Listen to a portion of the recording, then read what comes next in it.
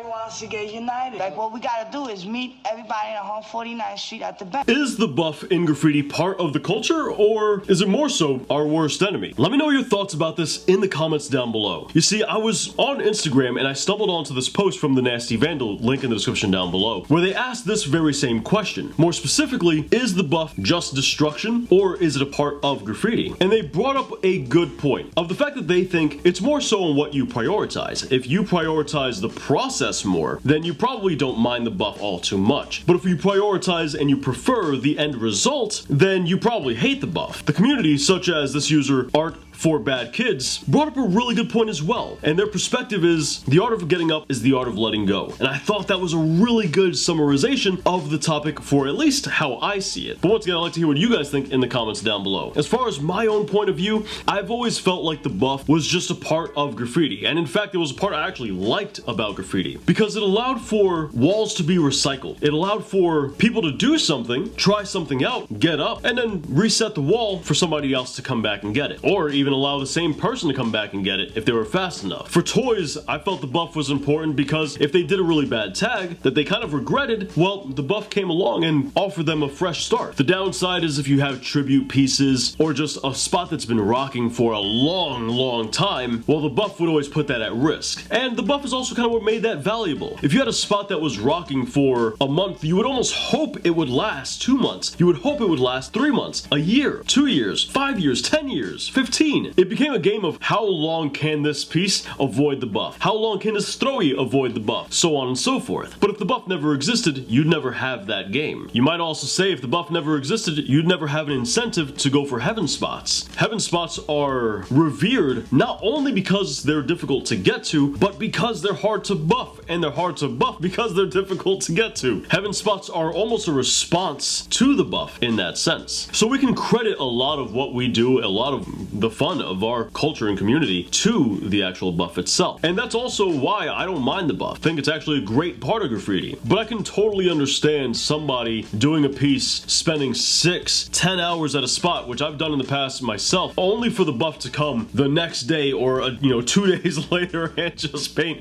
right over whatever it is you did, assuming it was like a really wild piece. Even if it wasn't, right? Even if you spent 10 minutes, 30 minutes, an hour at a wall and you painted something and it got buffed 2 days later, that still stings. Your spot never got the chance to rock, and that sucks. I know when I first started, I was kind of excited for the buff. I remember one time I took a really bad tag. I took a terrible tag. My goodness, one of those ones where you kind of do it. You got a brand new hairstyle that you haven't necessarily memorized just yet. You do it and you think, I kind of messed up in that one letter. It was one of those, and I was begging for the buff to come by and erase that thing.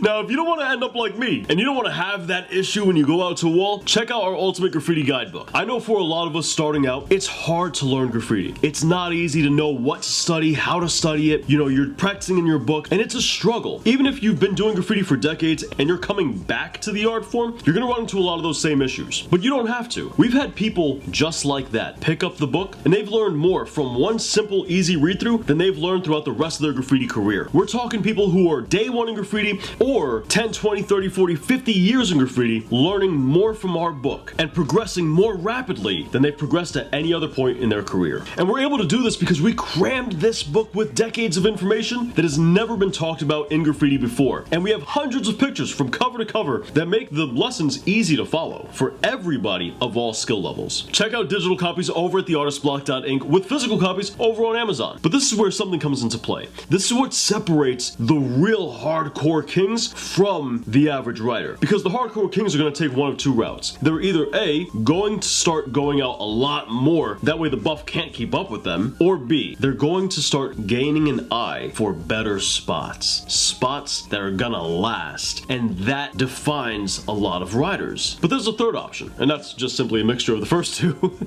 That'll also work as well. This, for me, was always the ebb and flow of graffiti. It's a temporary art form. It's one of the most temporary art forms out there, because if it's not the buff going over you, it's gonna be somebody else going over you. At some point, whether it's tomorrow, whether it's 20 years from now. That's just the nature of graffiti. Now, I remember back when I was a lot younger and I used to walk the train tracks constantly, there are some pieces there where I would see them up for a solid 10 years. There's hand styles down there that would have like 89 written next to it or whatever the case may be, and that thing has been there for ages. The paint is really faded. The paint can hardly be seen on some of these tags, but they were still there. You know, we would go down to the tracks, or we'd go down to some chill spot, but in the case of the tracks, sometimes we're hitting the back of like a still active establishment. We would paint, and you know, maybe a week later the wall would be buff. Everything was gone. We'd go paint at some DL spot where we didn't have to worry about the buff. A week later, our stuff would have gotten painted over, and the feeling was the same. The feeling was, damn it, I was hoping it would last a little bit longer. And to be clear here, when we're at the DL spot, we're not talking about beefs, we're not talking about being disrespected,